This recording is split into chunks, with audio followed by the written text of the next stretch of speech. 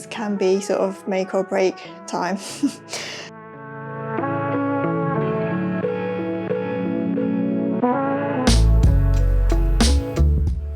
And I had a big panic at one point. It's the 5 AM Club by Robin Sharma. So I'm feeling a bit disappointed actually, which is more top stitching fun. Make myself a cup of tea so that I can calm down. Oh, I don't know what I was thinking with that, how annoying. Hi everyone, welcome back to another video. I hope you're doing really well. Today's video is going to be a sewing week in my life type video. I am really excited to be making my second pair of jeans, and I thought I would film the process this time. So I've only ever made one pair of jeans from one pattern, but I did get quite a lot of questions about the process and everything. So I thought it might be an interesting film, and I really hope it will be. So I'm actually starting this video on a Friday night. I've got 2 hours before I need to pick my daughter up from a club, and I thought I would attempt to get the jeans cut out so that I can start sewing next week. So the jeans pattern that I'm planning to sew this week is this one. It's the Megan Nielsen Dawn jeans pattern. So what really drew me to this pattern is, well, first of all, I do love Megan Nielsen patterns anyway. I find them really easy to follow in terms of instructions. I often find that they tend to fit me straight out of the packet, which is always really great. I really like this pattern because it gives you so many different options. So you can actually make a tapered leg jean, a straight leg jean, wide leg jean, or a pair of denim shorts. And I thought that was really good value in a pattern, because if you nail the fit around the waist and the bottom area and everything, then you've got a few different leg options to play with, and then you'll have a really versatile pattern. So for me, I make a straight size 4, which is a waist 26 and a hip 36, which just happens to be my exact body measurements. So making my first pair of these, I didn't actually do any alterations. I did need to let out 1 centimetre at the waist just to make them fit a little bit better, because I knew that I wanted to tuck things into the jeans. But aside from that, everything fit me really well. So I'm really hoping that's going to be the case again. So the fabric that you're advised to use for this pattern is actually a rigid denim. For my first pair, I did actually use a denim with a little bit of stretch in. I do quite like denim with stretch in rather than rigid denim. So I'm just going to do exactly the same again, and I'm going to be making view C, which is this view here. So this is the wide leg pair of jeans, and they're just cropped to slightly above the ankle, which I think is a really lovely style, very on trend for summertime. I really like a cropped pair of jeans, and I really like the wide leg styles that there are available at the moment. So the fabric that I'm going to be using for this pair of jeans is this twill fabric. So it does need an iron, as I'm sure you can probably see. I actually picked this up from our local Hobbycraft, which has loads of lovely fabrics in at the moment. It was just described as a twill, but it does feel very denim-like to me, so I'm not sure if it is an actual denim or if it's just a heavy twill. But either way, I thought it would work really nicely for these jeans, and I've been wanting a cream pair of jeans for a while. So I have 2 meters of this. That's all you need to make a VC in the size that I'm making, and the fabric is 150 centimeters wide. You do need a little bit more, obviously, if your fabric is any less wide than that. So I'm hoping to make these jeans slowly over the next few days, and I'll take you along with me, share with you all the difficult and tricky parts of jeans, like fitting a zip fly and doing the pockets and all that kind of stuff. So I'm going to iron this fabric now and get cutting out, and I will catch up with you and let you know how I'm getting on.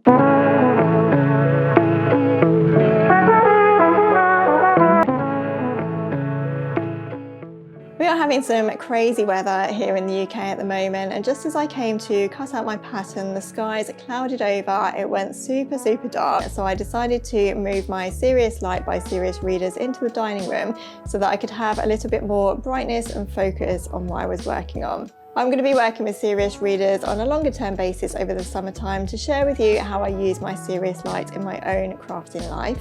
So if you haven't already heard of Serious Readers, they have an amazing range of serious lights on their website, which are great for crafters like you and me who love to knit, sew and crochet, but can find it difficult on the eye sometimes. Serious lights are fitted with something called daylight wavelength technology, which replicates the daylight spectrum as close as is technically possible. So you really do feel as though you're working in daylight, even when it's dark inside. Serious lights are also recommended by dozens of optometrists as well, so you know that they're really reliable. What I love about my Serious light is that it fits into our lounge so well, so I tend to keep it in the living room because that's where I tend to knit and crochet in the evenings, and I also get up quite early in the morning and do some reading as well, so I always tend to pop my light on then too, so that I'm not disturbing the rest of the house by putting all the big lights on. All Serious Readers Serious lights are fitted with a dimmer function, meaning you can tone the brightness up or down as needed, and also a beam width function, which means you can focus the light beam exactly where you need it for whatever you're working on. Serious Readers are offering £100 off of any of their Serious lights on their website using my code SALLY24. This code also entitles you to free delivery and a 30-day money-back guarantee. So if you do decide to try the light and realise it's not actually for you, you can return it, no questions asked. I'll leave my discount code and the link to the website and all of the details in the description below the video, and I hope that after watching this you'll pop over and have a look at the range of lights they have to offer. Thanks to Serious Readers for sponsoring this part of the video.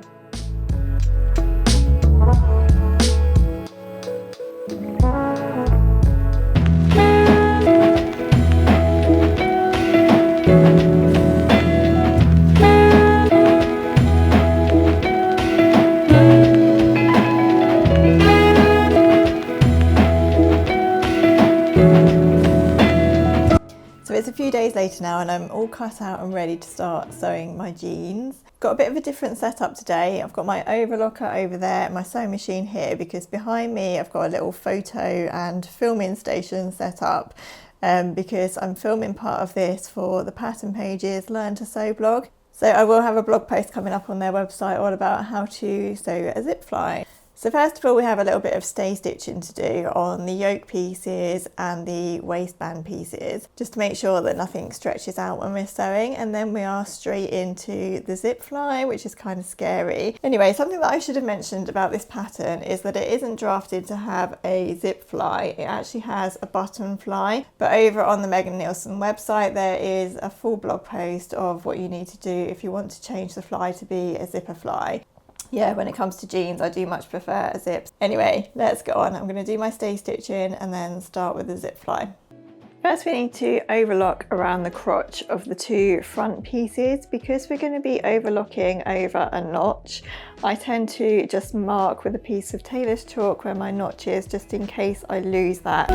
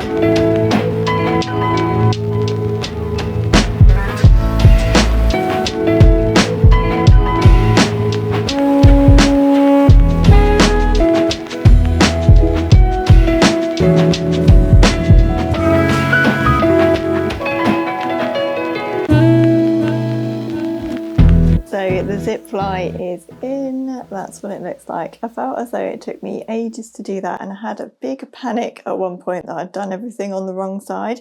And the reason for that was because the zip fly on this pair of jeans is different to the pair of jeans that I'm wearing. So I was trying to compare it against what I was wearing to make sure that everything was in the right place, and then realised that the jeans I'm wearing are actually on the wrong side. So that made me panic halfway through, but actually it's all okay, I think. The top stitching is done as well. I do feel a little bit critical of my own top stitching here. It's really, really hard to get top stitching neat. But I do quite like how this mustard colour looks against the cream, so I'm just going to have to be really, really neat and tidy. I need to go and unpick all of my basting stitches on the inside, but that's what the zip fly looks like. I tried to record that as best as I could as I was going through, but it was quite difficult to show some of the stages, but hopefully you'll be able to pop over and read my blog post for the pattern pages. So that's where I'm going to leave things for today. I feel quite tired after doing all of that zip now, but I'm always really glad when that bit's done, and it's nice to get that bit out of the way, and then the rest of it is all quite nice actually. Well, it was last time anyway. I thought I'd just start today's clip sharing a little progress update on my Whitmore cardigan, which is coming along really nicely. I'm so enjoying knitting this cardigan. The wool is just lovely. So I have a few more rows to knit of this before I get to the ribbing. I'm just thinking while I'm trying this on actually how well this is going to go with my cream jeans, all being well. Morning everyone, I'm sitting somewhere different this morning because I have the washing machine going in my dining room, or my kitchen where the dining room is, where I will be sewing, and it's really noisy, so I thought I would just do this little section in the living room because it's much more quiet, but it is much more dark in here in the mornings. Anyway, it's a couple of days later now. I'm wearing a dress because it is actually sunny, and I'm so pleased. I've been so fed up with our weather in June. So it's been really nice just to wake up to sunshine the last couple of days, have some sunny walks with the dog, and actually wear a dress.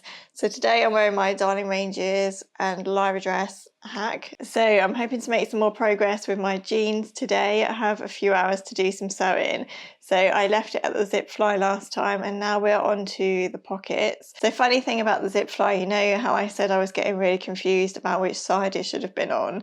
I was doing it right, and after all that confusion I decided to go and have a look at what side zip flies are supposed to be on for women's, because my husband's jeans were actually on the same side as what I was sewing, and it was all really weird. Anyway, I just looked up what sides the zip fly should be on, and apparently for jeans the zip fly is always on the left for women's, but on trousers and pants it's always on the right. So the trousers that I was wearing when I was sewing my jeans the other day, they're not technically jeans, they look like jeans, but they are actually fabric. So the zip was on the other side. So it's all very weird and very confusing. I don't know how much people bother about things like that these days. I know it's not such a thing, is it, to have left sides and right sides for male and female, but anyway, it did confuse me a little bit. I'm glad that I have actually done it right. Anyway, so today we are moving on to the pockets of the jeans. So if you can see from this little image here, I'll try and put the line drawings in as well. The jeans have like the traditional little coin pocket. So what we're going to be doing next is just pressing and top stitching the pocket pieces. There's also a little inner pocket piece as well, and then there are the big pockets inside. So here's a look at the little tiny coin pocket. So what we need to do on that is just press over and top stitch the I want to say the hem, but not the hem, the folded over bit at the top, so that's going to be nice and neatly top stitched. And then we've got the bigger pockets that go to the inside, and they're the ones that kind of fold in half and that you see at the top of the jeans. So I'll take you through the process, and I'll just point out bits and pieces that I think are important and interesting. I don't want this video to become a full-on sew along, but anyway, before I waffle on too much, let's get on with some sewing.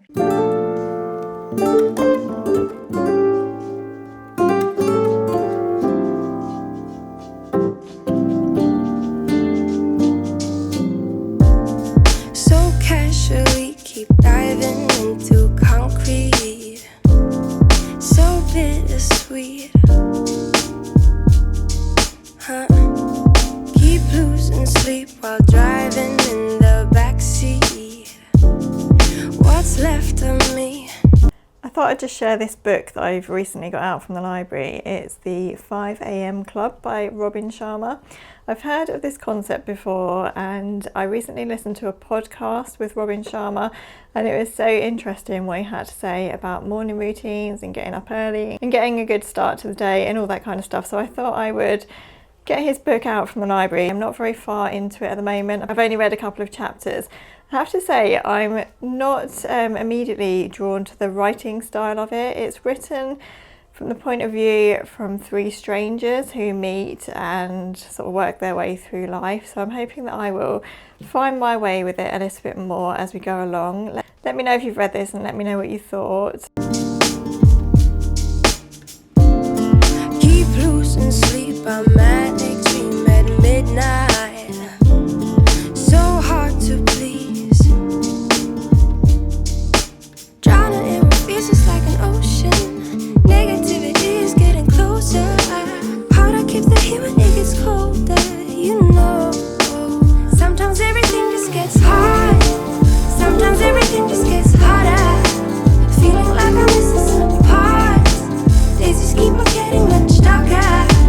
Even when I'm down in the low, I remember what you would say. Okay, so a quick update on where we're at. I've done the front pockets and here's what they look like. So we've got the little coin pocket on this side on the right front, and then just a plain pocket facing here with the pocket bag at the back like that. These jeans are so much more rigid than my previous pair. I think the first pair that I sewed was definitely a good pair to ease me into the process because they were much more lightweight, and I didn't do the contrasting top stitching, which I would really advise if you are like a beginner to sewing jeans and you just want to get the process in your head. Then definitely don't skip the top stitching part, but do it in the same colour as your jeans, because I found that was so much less pressure doing that because it just wasn't going to show so much. I feel like this time I'm really taking my time and it's taking so much longer, which is fine, and I am enjoying the process. It is quite satisfying doing top stitching, isn't it? But I have to say, swapping from regular thread to top stitching thread every 5 minutes is quite annoying, but there we go. So that is pretty much the front of the jeans done now. So now we move on to the back, which means sewing the patch pockets onto the back of the jeans and also doing the yoke pieces as well, which is more top stitching fun. Sometimes all you need is a spark, and maybe just a better kind of bitter.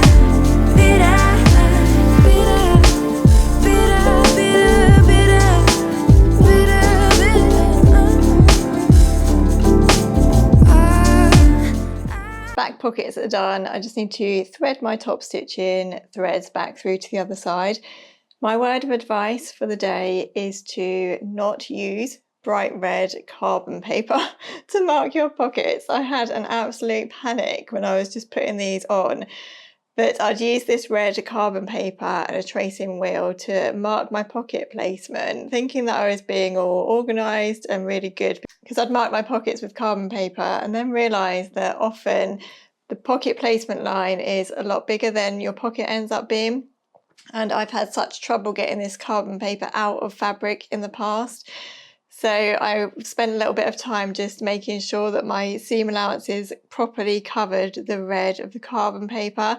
But look, I've still got this line here. Oh, I don't know what I was thinking with that, how annoying. But I think if I wash these over time, it should fade. But I have had garments in the past where even when I've washed them, the carbon tracing paper hasn't come out. So I'm going to look up after I've finished recording today how to get tracing paper or carbon paper out of fabric. If you have any tips, then let me know in the comments below. But yeah, don't do that. Use chalk or something that will come out properly. So next I'm on to the yoke, and yeah, we're getting there with the back pieces. I don't know how I made my first pair of jeans in a whole afternoon and an evening. Maybe it was just my state of mind then. I remember really being in a state of like, yes, I'm learning something new and this is all really exciting and everything. So on with the yoke.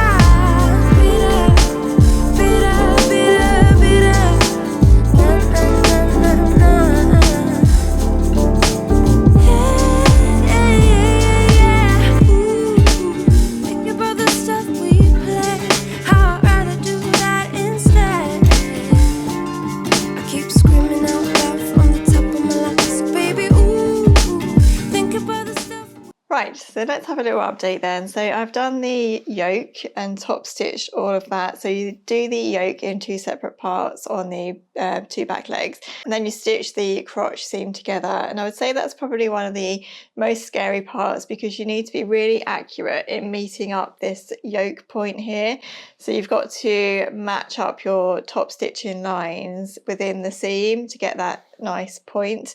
I remember last time I did that on my other pair of jeans, I needed to undo it and redo it again because I wasn't happy with where the point was meeting up. This time it actually worked out okay, so I'm really pleased with that.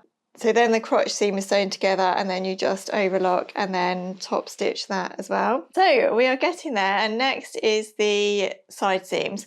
So a couple of things I was going to just say about the top stitching is that my machine has handled the top stitching really well, even though at times there are some really thick bits you need to get to. So what I've been doing is when I get to the thick lumpy bits, for example like this bit here, my machine sort of protests a bit and starts, you know, juddering. So I just have been turning the hand wheel to get through those bits, and it's been okay. And then at chunky bits, say with the pockets around here, when you are using top stitching thread, you're not supposed to knot or back stitch because it's too thick and it gets a bit all unneat. So what you're supposed to do instead is just sew as normal, and then use a needle to pull your top stitching thread through to the back and then knot it so that it doesn't come out. So where I've had thick bits like this and my machine hasn't wanted to start at those points, I've just started a little bit further down and then used a hand sewing needle just to actually hand sew a couple of top stitching stitches to get to the top, and then pulled the thread through at the back. And that's worked quite well, and it's made it quite nice and neat. But overall my machine has been pretty good, I have to say, because there are some quite thick bits in this. I am using a denim needle, a 90 denim needle, so yeah, so that's working well. How I'd rather do that instead. I keep screaming out loud from the top of my lungs, baby, ooh, think about the stuff we play.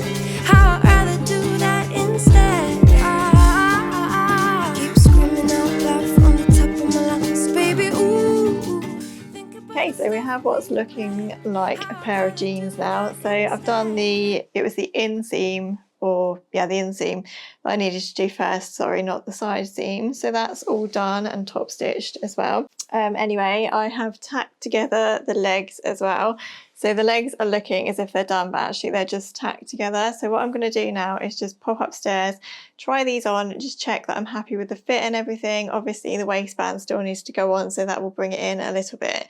But yeah, this is a really good point to just put the jeans on, make sure you're happy with the fit. I know last time, as I said, I ended up just letting out a centimetre around the waist. So I'm just going to see if I need to do that again. And then I can just sew the legs. I'm feeling as though I need to stop now. I'm at that stage where I've done a lot, but I'd really like to get these legs sewn up so that I can just stop, and then when I next come to sew, I've just got the waistband to do. So let's go and try these on.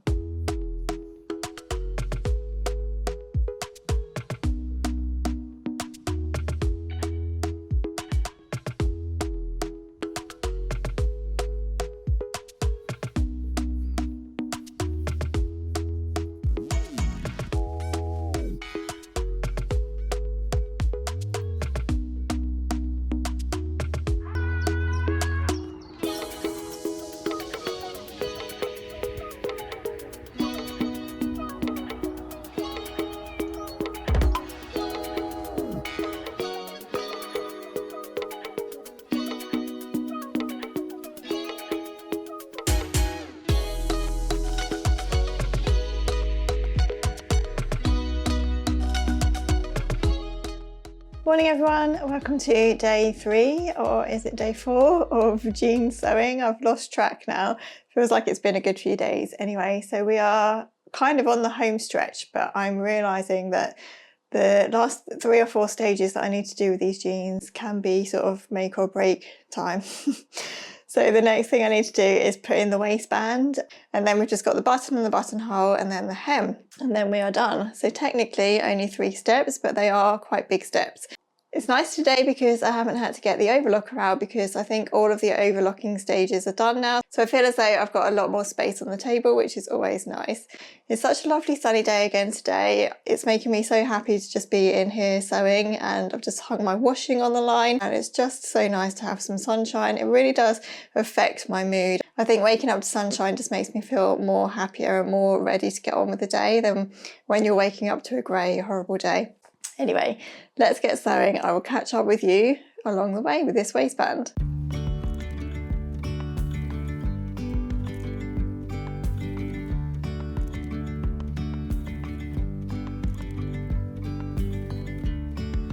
Yesterday, there was sun and there was rain, beauty in the mundane.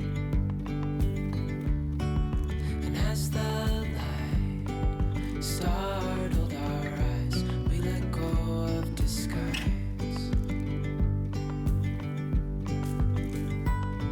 And now, there's something in the air, and a sparkly shimmer on our skin, restoring everything within.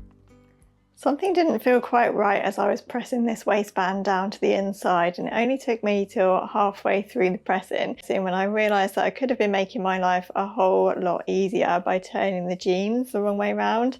So that's what I did halfway through. Undercover agents of the other. Okay, a little bit of a terrifying time there. Do you ever have really nervous sewing days? Like some days when I'm sewing, I just feel constantly nervous all the time that I'm doing the wrong thing or that what I'm doing isn't right. I have been sewing for quite a while now. Let me know if you have too. I'm sure lots of you have been sewing for way longer than me. Do you still have these nervous days where you just feel like everything you do is going to go wrong and you're doing the wrong thing the whole time? Anyway, the waistband is in. It all went in okay actually, and I was really pleased with it. When it came to the top stitching, I did something really annoying.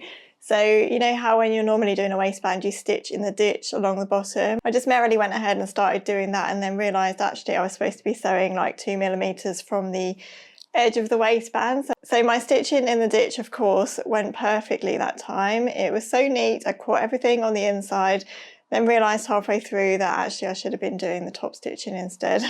So I had to go back and do the top stitching. So I do have a little bit of a double line around the waistband now, a stitching in the ditch line and a top stitching line, which is very annoying, but I don't think you can see it the whole way through. I'm going to try them on and just see how bothered I am by that, but yeah, very annoying. And then for the first time doing the top stitching, my machine really struggled with the thickness of the fabric. It was fine the whole way, but just coming to these little bits here, it just didn't like that at all, and just protested, and I had my first broken needle. I just had to go and make myself a cup of tea so that I can calm down. And I'm going to go and try these on now and just see where I want the buttonhole to be.